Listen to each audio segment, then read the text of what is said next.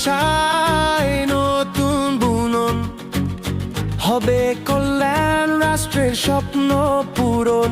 হোক ফয়সালা ভোটের মাঠে, জাতি নিবে তার নেতা খুঁজে।